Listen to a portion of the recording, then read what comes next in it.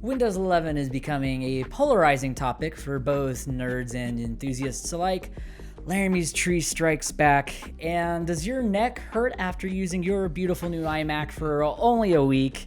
We may have the answers to all of this and more on today's episode of Jaden and Laramie Talk Tech. My name is Laramie. And I'm Jaden. And yeah, we're here. It's week, it's not week 13, it's episode 13. Episode 13. Yeah. I'd like to start off by saying that the Laramie's Tree Strikes Back segment of our intro is basically because we had a crazy windstorm in Idaho this week. Just came out of nowhere. Insane. Just a dust storm. Like our phones gave us a 30-minute warning. And then we just got hit with crazy gusts, and lots of people's trees were blown over, lots of property damage, all that fun stuff. And I feel like my tree tried to order a hit on me, and their hitman got the wrong address. Because unfortunately, our tree came down, or part of it came down, but not on our house or our property, but on two of our adjacent neighbors' properties.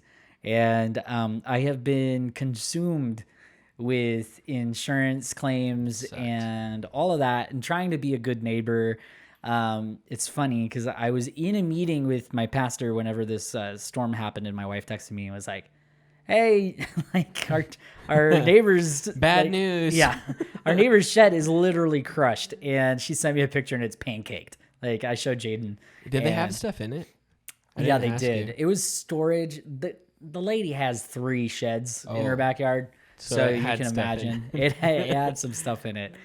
But anyway, so my wife, she shows me the picture, and I'm like, oh shoot, I have to go deal with this. And so the meeting went on without me. And when I got back, my great friends at the church that were all like directors, they said, let's pray for Laramie. And they prayed that I would be a good example to my neighbors. And I was like, that's the one thing that I need to do now. So just trying to be a good neighbor, trying to make sure everything's taken care of. I've been on the moon. My brain's been on the moon. Yeah. Jaden's going to do a lot of talking for the both of us on this. I'll do my best. There's some topics on here, Jaden, that you got that I think are great, but I just flew over my head this week. Yeah. We were going to do some research on solid state batteries like we promised last episode. Mm-hmm. But obviously it's been difficult. Didn't work.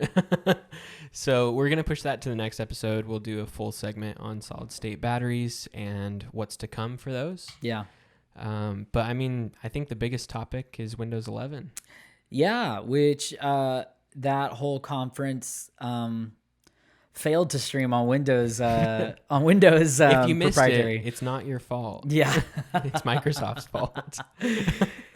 So for those of you that don't know, they were trying to divert traffic to their website, but it went down I think it went 5 minutes in. Hard. Yeah. Within 5 minutes of the stream. It was pretty bad, guys. And so you were telling me that the executives at Microsoft were tweeting out restreams. Yeah. Towards the end, they were just literally tweeting YouTube links to other people streaming the stream on YouTube. That's not a great look, Microsoft. Not a good look. And then you can only assume that this stream was on Azure, which is their cloud service. Yeah. And it went down. So. Well, and that's funny too, because why not just use YouTube or whatever?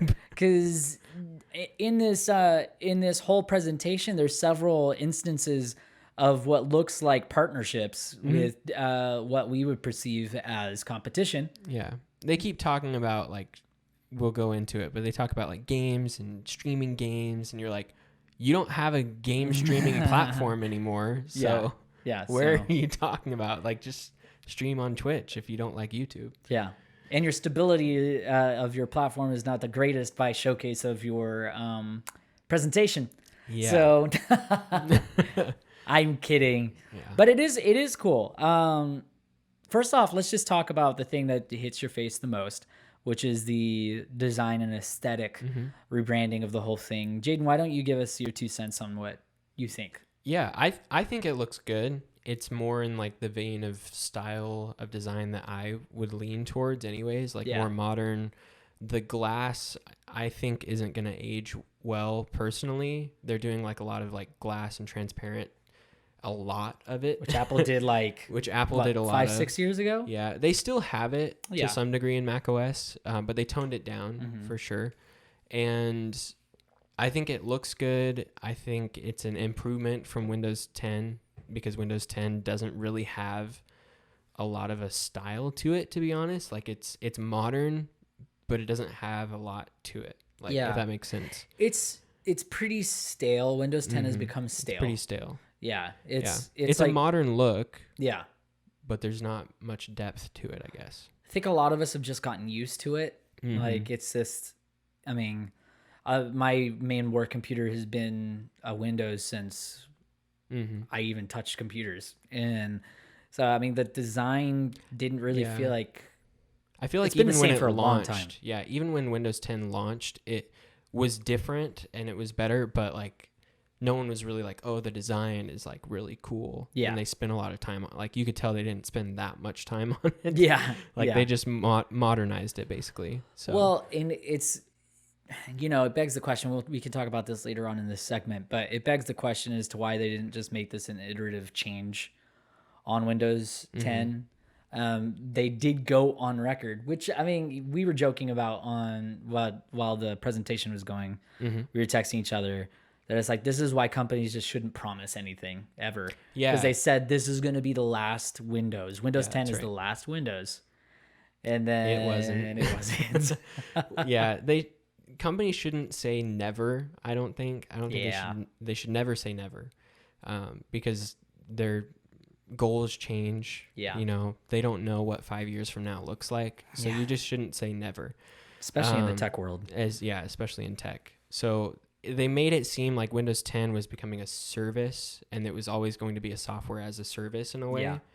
But clearly, like, they they said 11 now because they want to take it to the next step. They want to make people think that. That's the whole point of version numbers. Yeah. So just keep doing the version numbers. Well, yeah, because, I mean, the other thing is, too, is that, I mean, Windows 11, I think it's a good idea. At the end of the day, I think it's a good idea to try to rebrand it and freshen it up because it is kind of becoming a stagnant operating system. And so putting a rebrand on it, a semi-new coat of paint to it as well. Yeah. Makes it feel fresh and exciting again. And it might convince some people that have had Windows for a long time but were on the fence on whether or not they wanted to go to Mac. It might bring them back over and be like, oh, this is a change. I could see Mac users switching to Windows 11 more comfortably. Yeah, absolutely. Because of this look that looks similar. For those of you that don't know, so there's like a lot of the aesthetic changes, like the major ones are that they moved the taskbar to now be like in the center of your screen. I think that's by default. Yeah. You still have the option to move it to the left like it is traditionally. Well, Windows has been pretty good with personalization too. Yeah. And so it's just a setting. Be able to move it in the center. I actually already, through a very long, roundabout, difficult way, have all my icons in the middle of my screen. Much harder than the way that I did on my work machine, which is just install an app that does it. I think I don't have it open right now, but if you had seen my Chrome when you first walked in, that program would have been open because I was looking at downloading it because I was like, yeah, maybe I just need to. I told Jaden, I just like if it's the easiest way to do it, I probably am not doing it that way. Probably doing it some other way. The app, you literally install it, and as soon as it installs, everything just centers on it. Like that's all. That's what it does. Oops. But I mean, through the laborious process of getting it in the center, I like that. Obviously, I think that's a cool aesthetic change. The start menu is redesigned. You said that there's a lot of like glass and stuff like that as well. Still the same thing. They're kind of doing this background that's like a glass look. It's called glass morphism would be the name for it. The like design. Is that the coin? Like they coined that phrase for it? Yeah. So skeuomorphism is a design terminology that people have for physical objects in a digital context. Okay. That's skeuomorphism. So people are calling this glass morphism because it's specific to like they're trying to make digital glass basically. So which kind of makes sense because it's in the name. Windows.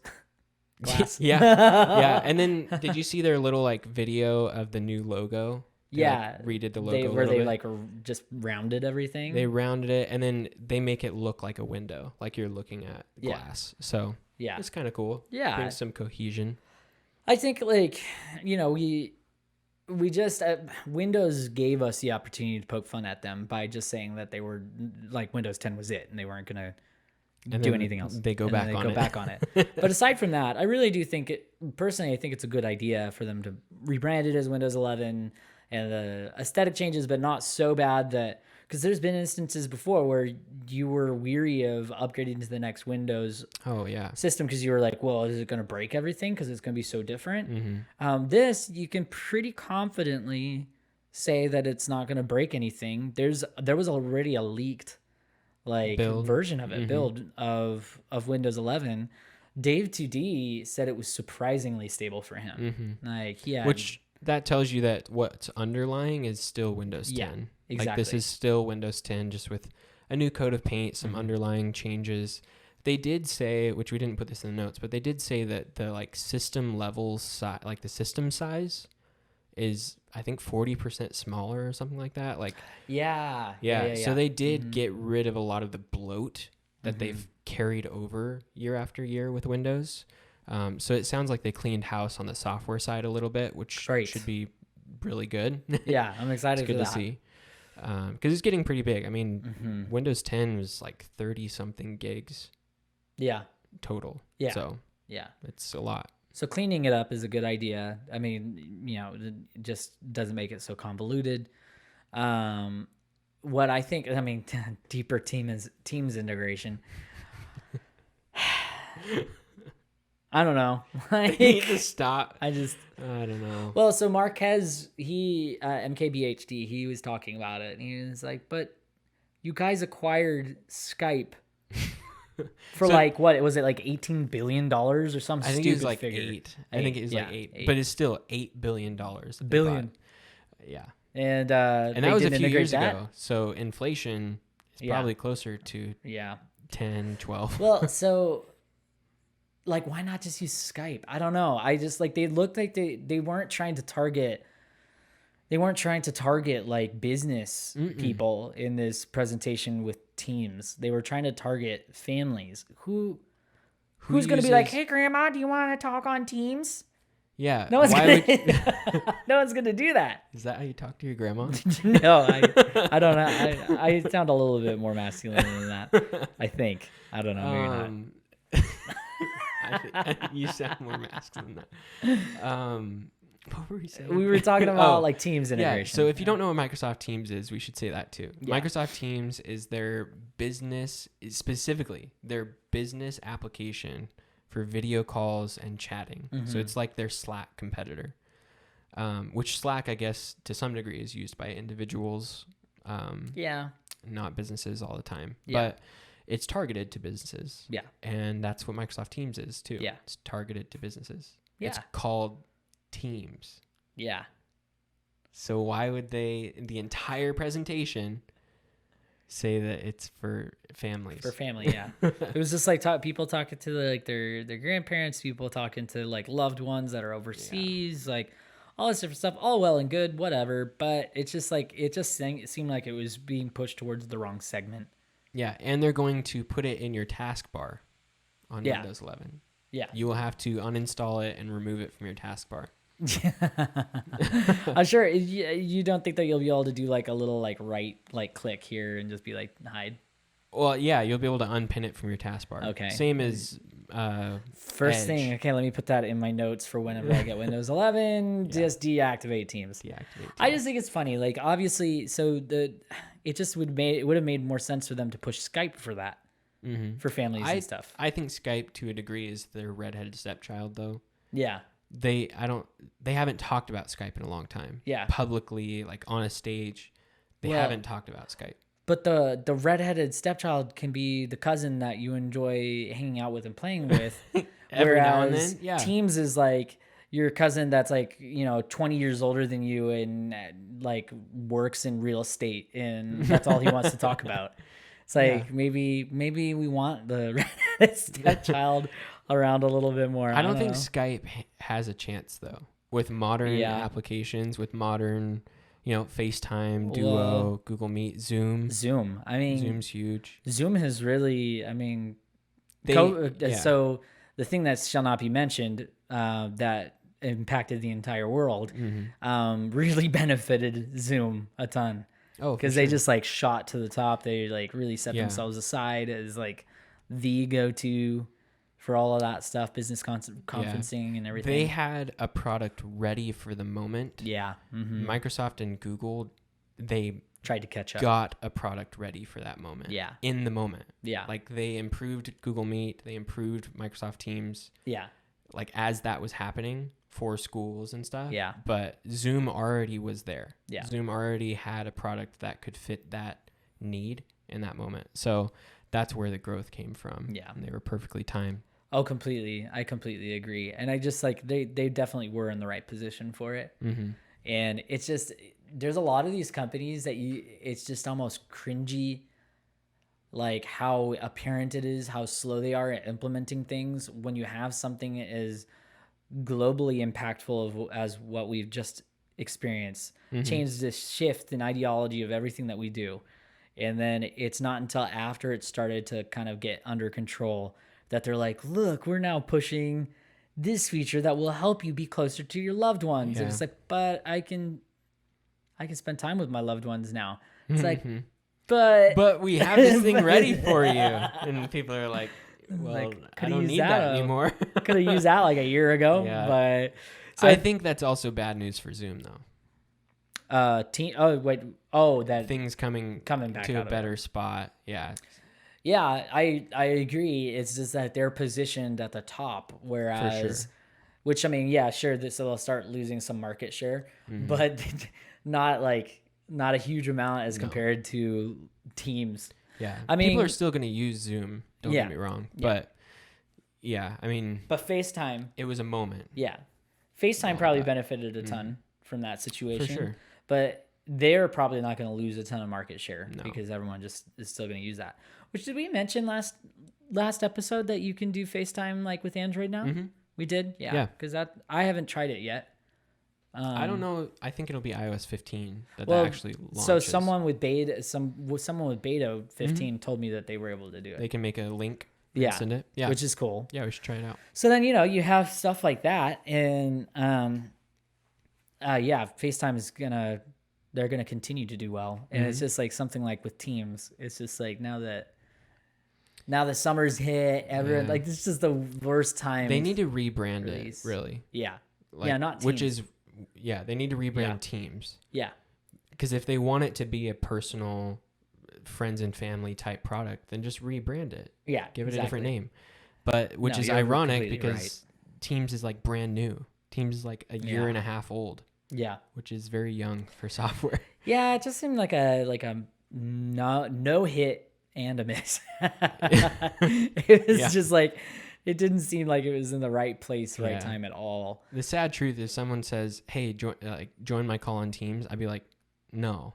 Just shoot him back a Zoom link. I'll shoot him a Zoom link or a Google Meet link or something like. No, I'm not doing that. Which I know. Well, we'll save that for later when we actually talk about it. But one of the things that was also announced too is the integration-ish of Android apps onto the Windows Store. Yeah. So this is I would say this is probably the biggest news of Windows 11. Which. We'll see what happens. Yeah. It's a mixed bag. Yeah, it's a mixed bag. They basically are bringing Android support via Intel Bridge technology, is what they're calling it. Intel basically created an emulator that is fairly efficient for Windows devices to run Android apps. They're using Intel Bridge technology, and then they're using the Amazon App Store to install the app. Yeah. But the only way that you can get the Amazon App Store is if you go to the Microsoft Store. Yeah. To download the Amazon App Store. And then you have to go to the Amazon App Store to download the Android apps. Well, and you also have to be... So to do this, you have to have both a Microsoft account and an Amazon account. Yes. Which you're not a very big fan of Amazon. No, I can tell you on any Windows device ever, I will not be installing Android apps simply because of this. Because reason. of this issue. So they lost Jaden. So sorry, Microsoft, you whiffed. So go back to the drawing boards. I will say though, so Microsoft said they're open to other stores. Yes. They could do this integration with Google Play. And then you just have competing Google Play Store and the Amazon App Store on Windows. Is really, I mean, that, not to harp on this thing and, beat the dead horse more, but like the whole Apple lawsuit, I mean, this is exactly what we should be doing though, is a free market. It should be an open market. So just if the technology exists, let other stores exist. Yeah, and just be the best you that you can be in the market. So, it'd be, I'm sure we'll probably see a Google Play Store eventually. I don't know. I don't think Google will do it. You don't think so? Because they have Chrome OS. Yeah. And Google wants Chrome OS to replace Windows. And where Windows sits within the enterprise and education sectors. So you and I were texting, you were pretty adamant in thinking that Windows was on the decline. Yeah, they have like an increase in sales, but they don't have an increase in market share on the sales. That's going to Chrome OS. Yeah. Because by a significant margin. Well, they basically own a huge market segment, which is the education segment. Now growing in the enterprise significantly. Because the number one reason is that these are easy. Chromebooks are easier to manage from an IT perspective. Yeah. I can literally, if I were an IT admin managing 100 Chromebooks, I can, with a click of a button, reset that Chromebook and have it assigned to another person's profile in like 2 minutes. Yeah. Yeah. Like be set up the same way that person has been using their computer in 2 minutes. Yeah. Same wallpaper that they had, same like basically file system set up, all of that. Yeah. With a couple clicks of a button. You cannot do that on Windows. Well, and it kind of turns into one of those things where it's kind of just easier to build from scratch sometimes than it is to bulldoze the whole house and then start over again. For sure. Like Windows 11, it's built off the foundation of Windows 10. It just is. They didn't restart. Like they were saying, they made some things 40% smaller on the underlying foundation. Yeah. But it's still Windows. Like if you really look on Windows 11, you wouldn't have to look very hard. Sorry, we might have a plane. Enjoy. Yeah, there's a hum in the background. It's okay. ASMR. I feel bad for anyone that's listening to the podcast. Sorry about that. You're welcome. That was just my mouth. Continue. What were we saying? We were talking about... Oh, yeah. So Windows 10, it still has the foundation of all the other Windows versions. Yeah. If you look not very hard, you'll see Windows 95 apps on Windows 11. Yeah. Windows 95. Yeah. Like it's still Windows. It still will run an application from 2000. Yeah. 10. 2000. Which, I mean, in one sense is pretty great, though, that you're able to still run. Compatibility. Yeah, the compatibility is... Sometimes it's remarkable how Windows is able to still function in that way. And there's a lot of system admins and businesses that they have this software from 2004. Exactly, yeah. And they have to run it. Yeah. So if Microsoft introduced Windows 12 and they said, well, this doesn't work with any of those applications, they'd shoot themselves in the foot. Like they have to be able to support those old applications or they'll never get people to upgrade Windows. Yeah. Yeah. So it's a double-edged sword for Microsoft. And it seems like a little bit of an uphill climb, but I mean, Windows is a Goliath. Like they just have to keep themselves from going stagnant. And they have to not be afraid that if it means a total rework, then it means a total rework. They were going to do that though. That's the tough part. Segue. Yeah, good segue. R.I.P. Every time we say segue. Yeah, now it's just R.I.P. Poor guy. Yeah. I need to remember his name. Awful. I don't even remember his name. That's bad. So anyway. Yeah. So Windows 10 X is what the code name was for the version of Windows that was going to be built from the ground up. Yeah. They were going to make it compete with Chrome OS. They were going to try to gun for the education sector, the enterprise sector, the same way that Chrome OS is right now, by making it easy to administrate from an IT side, and then also instant updates that happen in the background. It would have its own app store, the same way Chrome OS kind of has started. It has the Google Play Store, but like, it started from scratch basically. Yeah. So same thing. Windows 10 X was supposed to be that. It was going to have the same thing, like sandboxed applications, so just extreme security. Yeah. To the point where you can't really get a virus on Chrome OS devices, same way that this Windows 10 X was supposed to have. They scrapped it all. Yeah. And very now suddenly. We have Windows 11. Yeah. So now it's hard to say what happened. Yeah. Well, was this supposed to replace Windows, or was this supposed to be almost like a side thing? It was supposed to be like parallel. So almost like Windows Go. Well, so they did Windows 10 S or Windows 10 in S mode. Yeah. Do you remember that? Yes. Yeah. So it was Windows 10, but it was locked down to the point where you could only install apps from the Microsoft Store. Yeah. Which meant that you couldn't install Chrome. That's funny. On that, which is useless. Not good. Yeah. So there was that failed terribly. No one wanted that because they couldn't install Chrome. And then, so they tried that, and then this Windows 10 X was supposed to happen, and that was supposed to be the same sort of thing. Like, they have Windows 10 Pro and Home, and then they have Windows 10 X, which is supposed to be this other software, this other operating system. I think they probably scrapped it because they didn't want to have to maintain two completely different operating systems, probably from a software side. Yeah. But it would have been worth the risk. Well, yeah. And I mean, if it would have grown. I guess Apple does that already anyway, don't they? In a way. Like with just like Mac, with their Mac OS, and then they also have their iPad OS and like iOS and watch OS. Yeah. So I mean, they do it. So I don't know. Maybe they need some fresh blood in there or something to instigate some like changes and be like, nah, man, this isn't the way to do it. Yeah. Satya Nadella, the CEO of Microsoft, he's really, really smart. Like he's taken Microsoft from a dying company to a growing company in just the few years that he's been CEO.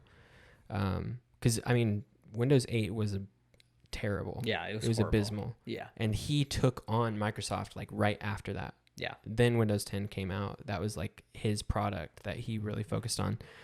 He's a really great CEO, but I think that they aren't looking far enough into the future. Sure. Is the problem. Yeah, I would agree with that. On the developer side, it's actually really ironic. So I am a web developer full-time.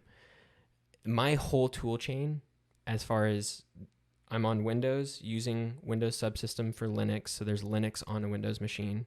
I'm using GitHub, which is owned by Microsoft, coding in VS Code, which is Microsoft's product. Like on the developer side, Microsoft has killed it.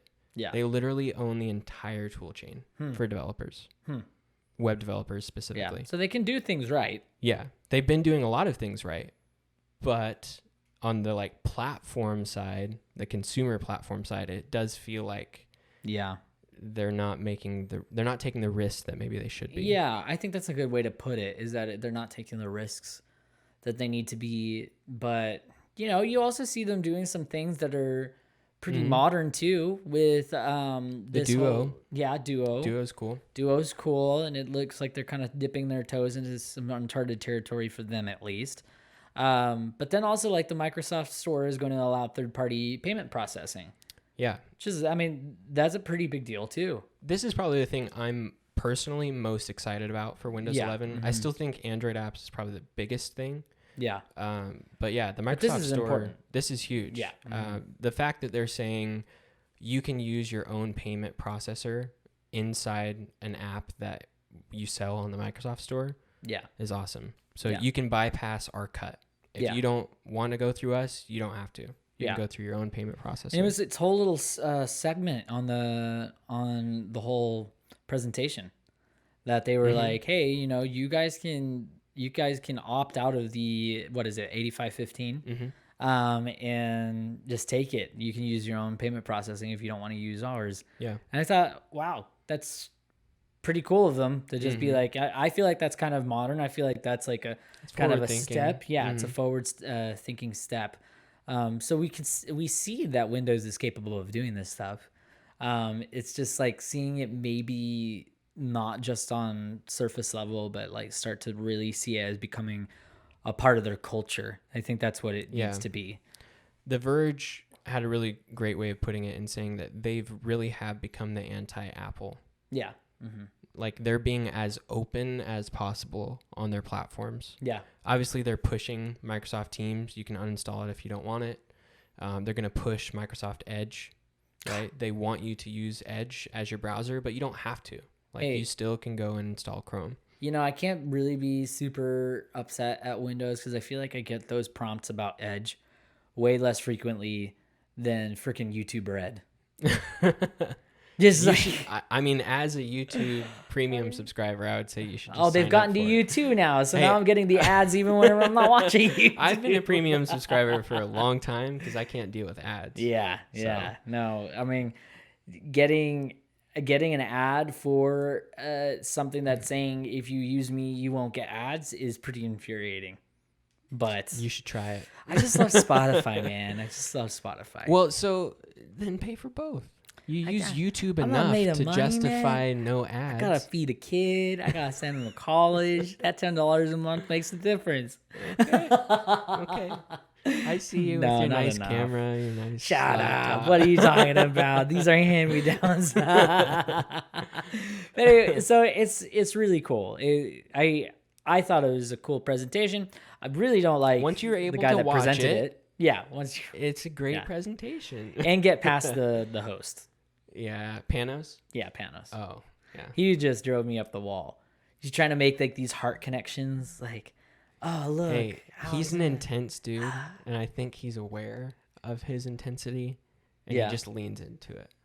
All he's missing is like some sort of like language of love accent. It'd be perfect. I think he's Greek, right? Is he? I don't know. It sounds. He was saying something about his family. Oh, okay. I think they Mediterranean, right? Yeah, he said something about Mediterranean. Yeah. So, well, he should really push into that accent. Yeah. He's an intense dude. Have you watched any of the Surface keynotes with him? No. Oh, he like almost is in tears talking about the Surface. Hey, I mean, he believes in his products. What floats your boat, you know, as long as you're passionate and believe in. Which that's probably a good thing. Yeah. Probably makes for I mean, the Surface products are pretty cool. Hey, so. maybe business people are into that. I don't know. Maybe that's cool. Just sobbing. Please buy a Surface. It's like that's what they do anytime they make a pitch for their product. It's like, I get this guy. I cry every time I have to make a pitch too. Yeah. But so anyway, that's Windows 11. And then we have Stadia on Chromecast with Google TV, and I guess this is actually applicable to me. I just didn't know it was, but you've actually done it. Yeah. So share with us your experience. The Stadia for Android TV app launched officially. Yeah. A couple days ago.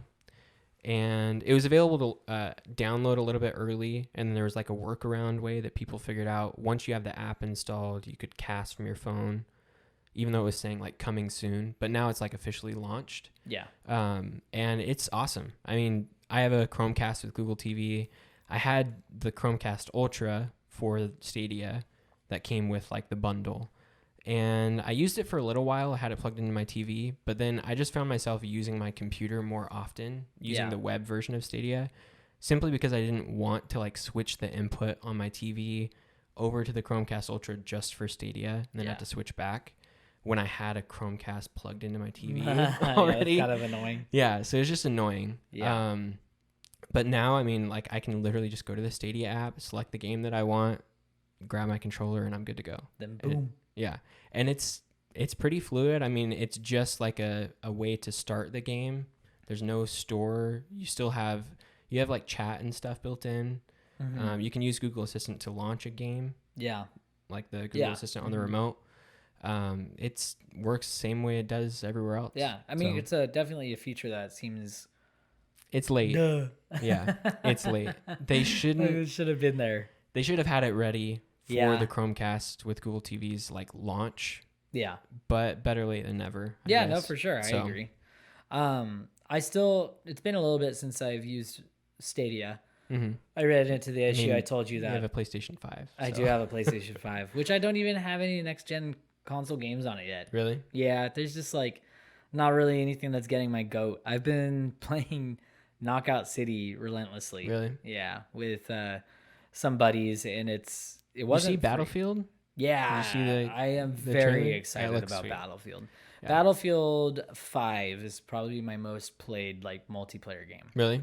I just love the heck out of it. I still play it a lot today. I played it a little bit, but I sort of missed the big like multiplayer phase. Yeah. In gaming, so I didn't get to play it that much, but I played it a couple times. Well, Battlefield 3, or was it 4? I think it might have been Battlefield 4, was like a big deal like years and years ago. It was like 6-7 years ago, and still had a bit of a cult following. Mm-hmm. Like the servers were still active.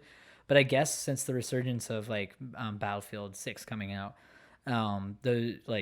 the people that are playing it has like shot through the roof. So there's a lot of people playing that old game again. Yeah, I heard the trailer because it went viral. Yeah, the trailer was awesome. It's so good. The trailer is so good. It was done so well. Yeah. I heard that their gameplay just went through the roof. Oh yeah, they're just like everyone's on it. I mean, it's just they truly have been the pioneers of showcasing new technologies in video games really, really well. Their engine's really good. Yeah, Frostbite always has been really good. So good.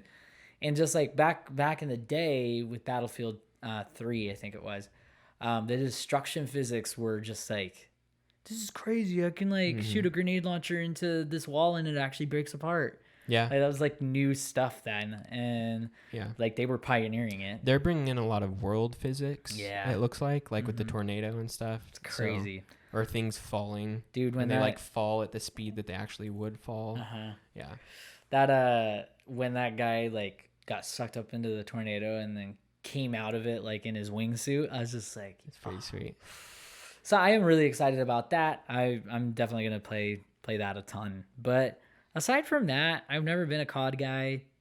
I don't really enjoy COD. I played it a few times with friends, but I never actually like owned COD games that I played a bunch. I'm chafed by COD. Really? Yeah, because like I have this one friend, and I don't know if he listens to the podcast, but I had this one friend that anytime there'd be a new COD that came out, he'd be like, dude, you should buy it. We'll play it. It's going to be great. Love it. And I'm like, it's $60, man. And I don't really like COD. And he's like, no, dude, it'd be great. We play together all the time. And I'd be fine. And so I'd go and buy it.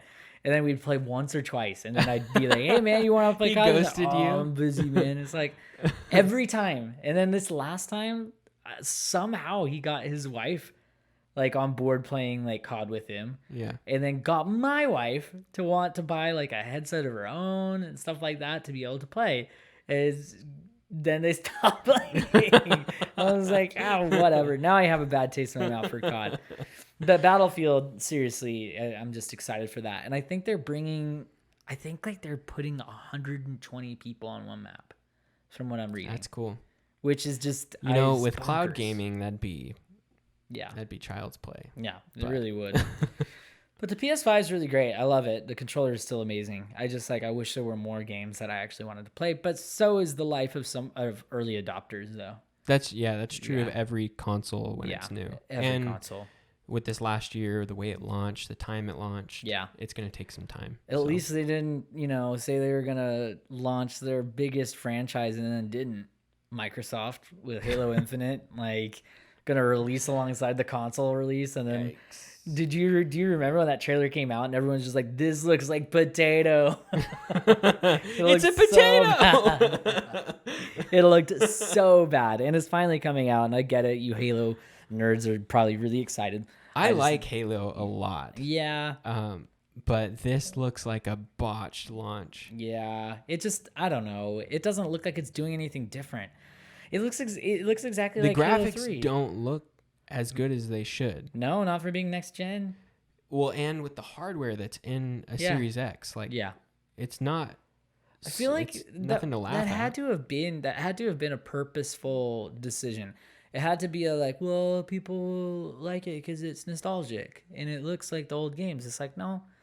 When you make a new game, I want it to look new. I want it to look nice. I mean, because then Horizon Zero Dawn, Forbidden West, they launched their whole state of play a couple weeks ago, and that looks amazing. Like, obviously utilizing the PS5 for everything. Did you see that Avatar one? Yeah, that looks pretty. Those graphics looks pretty dope too. Who was it? Who is it that's producing that? Was that Square Enix? I don't remember. I think it's Ubisoft. Oh, it's Ubisoft. That's because it's their own engine. Yeah. Yeah. Crazy. Looks great.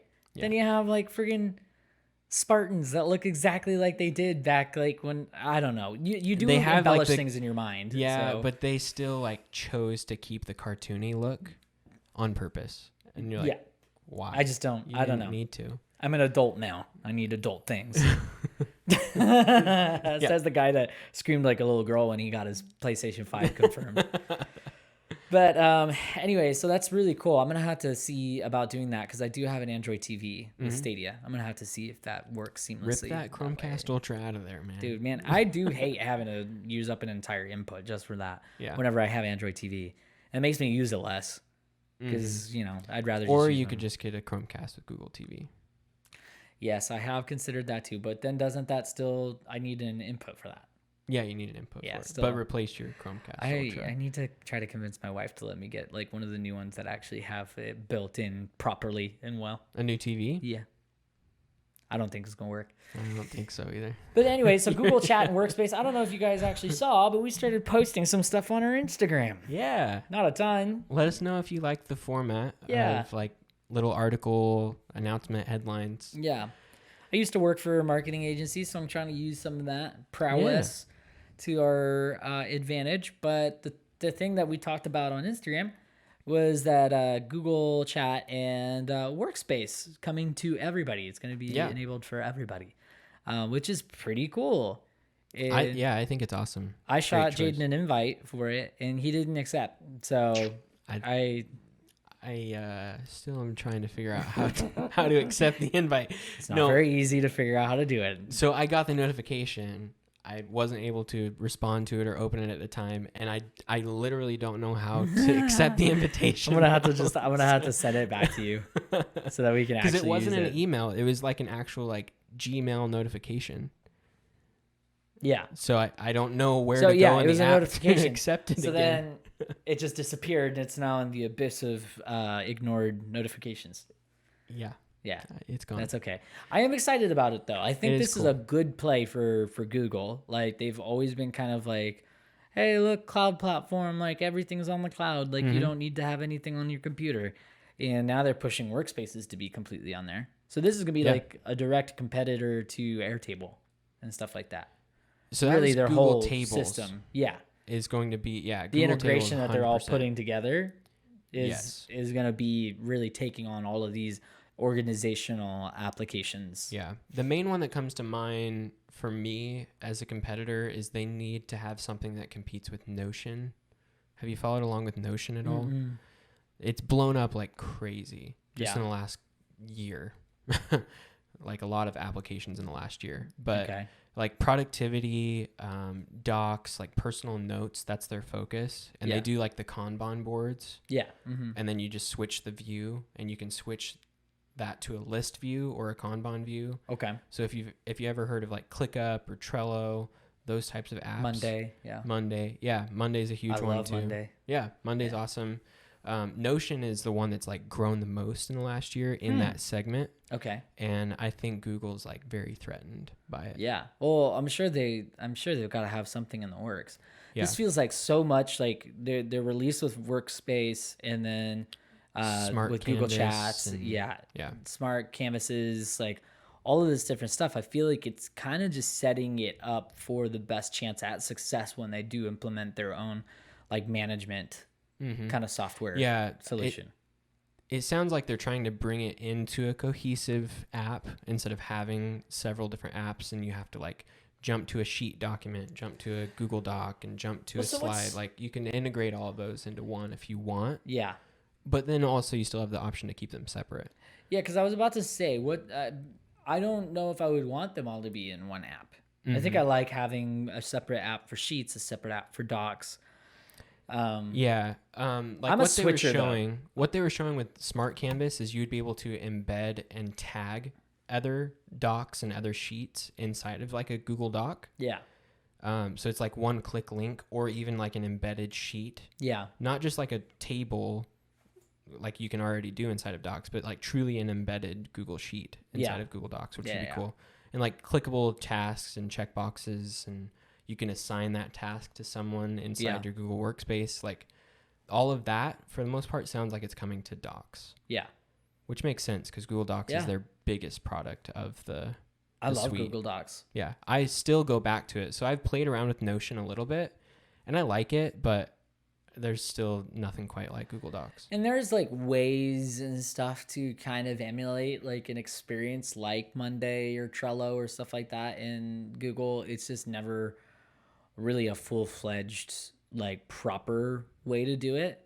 But like that excites me to think about Google doing something like that integrates with all of their different products, and you can tag people in one document and send someone a deadline reminder on this one and all that stuff. I love organization, so that'd be super cool. It looks really cool what they're planning with Smart Canvas. Yeah. And then Workspace is just kind of the greater vision of that. Yeah. Did you see the Fluid documents from Microsoft? No. We didn't put it in the notes, but if you have a chance to go check it out, you should look up the Fluid documents. Fluid documents? Yeah. What's it about? Microsoft is introducing a new document type, a new like web-based document type that integrates into Teams, that integrates into like Office, and then it has its own app too. Okay. But you can integrate those inside of other apps, like embedded Google Docs, basically. Sure. Yeah. But they're pretty cool. It looks like Google Docs, basically. Okay. But you can put it in different places in their suite. Okay. So okay. Fluid documents is what they're calling it. Fluid. I don't know and if they I have like that name. They have like the collaborative features too. Yeah. That's what they're working on. Okay. Yeah, so all these companies kind of just trying to really hone in on this segment. They're riffing on each other, but I think they're all taking different approaches. Yeah, which is good. Yeah. Keeps it, there's a different flavor for everybody on what they want to do.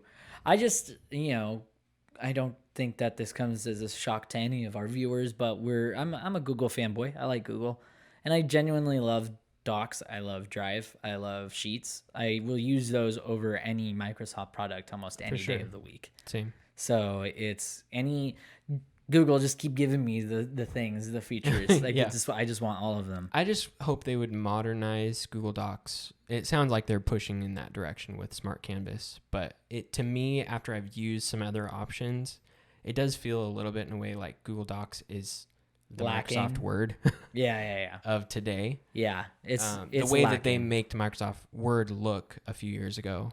It feels like it's happening to them right now. And they know it. I think they know it. Yeah. So I'm sure they must be working on something. Yeah. They're just not like that kind of news isn't the bangers that all the leakers are going after. No. It'll take iteration. I mean, it's going to take time for them to build something out.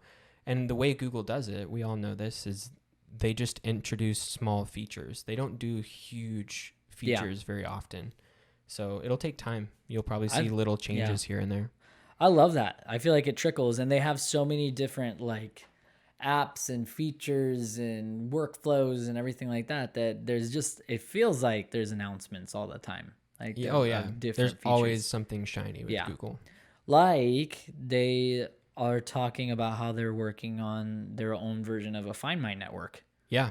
Which that's a big deal. It's sweet. Like that's pretty cool. So if you can imagine, as much as everyone loves Apple, and I have a special place in my heart for Apple too, they are not the biggest tycoon in the entire world when it really comes down to it. It's just really, really popular here in the United States. In other parts of the world, I mean, Android is like king. Like they're the top. Like everyone uses them. It's not a big deal. So, and then there's still a large portion of the United States that does use Android. So imagine enabling that network as a Find My network. That's what the talks are. Yeah. That's huge. I think, what are they calling it? I can't remember off the top of my head. Yeah, I can't remember what they call it, but what Apple's is Find My, right? We're not confusing them. Mm-hmm. Okay. Yeah, we'll have to see what Google's is supposedly going to be called. They already have a network, but they haven't turned it on every Android device. And that's what the rumors are, that they actually will turn on every Android device running Google Play services, probably Android 8 and up, I'm assuming, like fairly modern phones, which is still over 1 billion devices. Yeah. So find my device network, right? Come on. Yeah. I miss the days that Google was fun and quirky. Did you see the name of the app though? No. Spot. Spot? Yeah. Okay, that's cute. It's kind of cool. I like that. Yeah. Yeah. Yeah, No, so they're okay, working I'm on a into new that. app that would be tapped into this network called Spot, and it would let Maybe you. they could make like a little AR virtual doggy that like when you want to find your keys, Like, you can like watch it and it chase it chases around. that. Google, do it. That'd be sick. Yeah. I'd be all over that. But we were also talking before we started the podcast that there could be a chance of Google being like, hey, Tile, you just got burned by somebody. Do you want to activate it over here? I don't think they would even have to like nudge them. I think No. Tyler would be like, "Yeah, where They'd be do we like, sign up?" Yep. Oh, is this gonna hurt Apple? Yes. Yeah, we're I'll all do about it. Yeah. I think Google actually stands a better chance to have a larger network though here. Yeah. Well, because of their Chromebooks and stuff like that too. They're better at partnering Yes, than Apple. for sure. Like they're better at building out a platform that has several partners. I mean, obviously Android is a platform of partners. So it could be pretty huge. Well, I think it really just goes to show that I really do feel like, freedom America, but like giving people freedom of choice is such a good idea. For sure. Including companies, because you give people like companies like Samsung the opportunity to make a phone or a tablet in every single pricing bracket. You're getting more devices into more people's hands, including the impoverished. And so you're just going to have a bigger network, Your platform's bigger. Yeah, exactly. Sure. There's a reason they call it the 1% whenever it comes to like the wealthiest like people in the world. Is like there's not very many of them that own that segment, but you have then all of us Joe Schmoes that aren't in the 1%, more like in the 99th percent. And there's more of us. And so that means that there's just going to be inherently more devices on their network, more Chromebooks, more and like Android phones, more tablets, more all of these things. Yeah. I think what's cool about that too is it still creates the chance for there to be a company among those that says we only do these couple of products. Yeah. Google has made themselves that company. Yeah. And there are other companies out there that are a little bit more the luxury side of Android and that whole ecosystem. They say like, we don't need to make 20 phones. Yeah. We just make 2 phones. Yeah. And they're 2 really good phones. Yeah.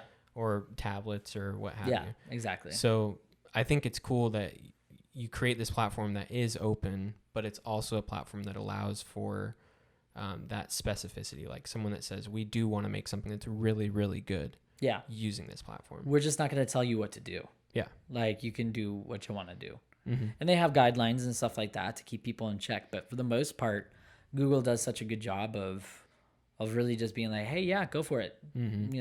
I almost honestly like Chromebooks better for that reason a little bit than Android, because on any Chromebook, you get the same software experience. Yeah. Yeah. That's owned and designed and managed by Google. I do. Well, the thing is that I have such a small laptop to begin with that I should be able to take this thing around with me anywhere anyway. Sure. But I'm going to have to pick your brain sometime on something that could like replace like a tablet for me, because that would be There's great. supposedly some Chrome OS tablets coming here soon. One of them just launched and it was all right. Yeah. My mom actually just bought that Lenovo Duet. Oh, nice. For herself, and she really likes it. Yeah, so. that's still always on my radar. Yeah. But again, see, that entices me. Telling me I have to go out and buy another $1,000 tablet. Nah. No, I'm not doing that. Yeah. So that's pretty exciting. Yeah. And then I mean, I don't understand what Google has against sweets. You put in here that Google plans to kill cookies, pushed back to 2023. What does that mean? They hate cookies. They hate cookies. Cookie Monster Gross. is their enemy. I'm being ridiculous. But take us through that though, Jaden. What does that all imply? I mean, this could be a whole podcast episode. Yeah.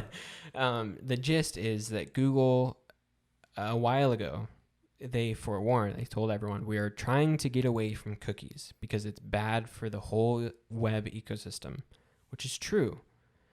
But then they also happen to be an advertising company. Mm-hmm. So what they moved to, So what they moved to could potentially give them a competitive advantage over other advertising companies. This is a really weird situation for Google because you can see very clearly, and we shouldn't ever feel bad for these big, huge corporations, but you can see very clearly Google is trying to do the right thing by getting rid of cookies. They really are. But what they're introducing is also a really good solution, but people don't trust them because they're an advertising company. Yeah, it's beneficial to them. And they have the Chrome, which is the largest, most used browser in the world. Yeah, it's almost like insider knowledge. Yeah. So they're trying to get rid of cookies and replace it with this thing called FLoC, which is just an acronym, Federated Learning of Cohorts. Oh. Cohorts. Yeah. So basically these groups of people, segments of people and demographics and interests. So like middle-aged man who likes Teslas and is vegan. That would be a group of a person. Okay. Right? And there'd be thousands, if not millions of these cohorts that people would fall into and that advertisers can target. Okay. But the cool thing about these FLoCs is that the business, Google even, doesn't really know what cohort you're in. Your browser does. Your browser is the one targeting you through the advertising network. Rather than the actual business running the ads knowing who you are. So privacy would be way better. Way better. Yeah. That makes a ton of sense. It's pretty cool. It's really, really cool technology, but people don't want it because Google is the one introducing it. Yeah. So it's this weird situation where Amazon just flat out said, no, we're not going to support FLoCs on Amazon.com because the way this would work is the website can opt out of the tracking with FLoCs. Oh, that sucks. So if enough websites opt out, especially big ones, then it just breaks the whole system.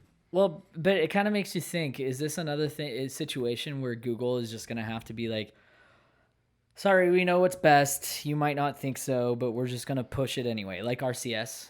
There is a possibility that they will end up doing it, but it sounded like they were doing that.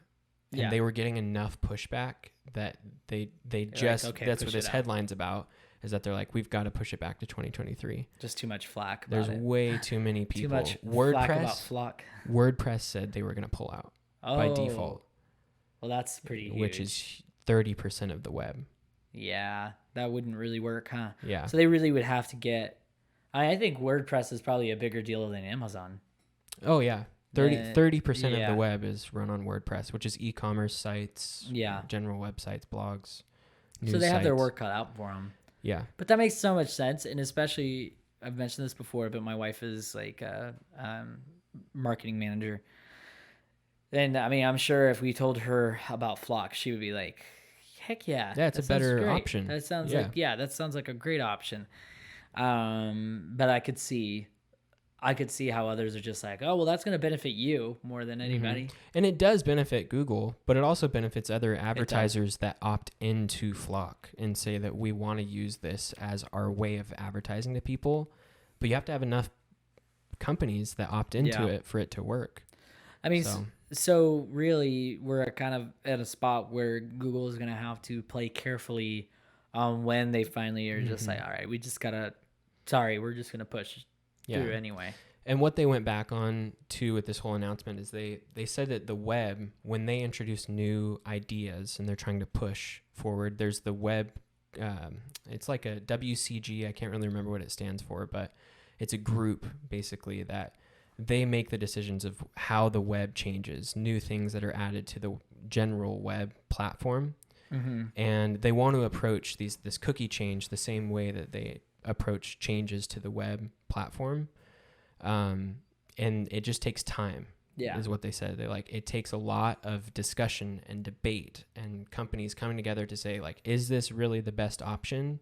And they want to take that same approach with these cookies. But it's a weird situation because cookies are not good for anyone, to be honest. Like, you can put a cookie on someone's browser and track them like crazy, and they would never know.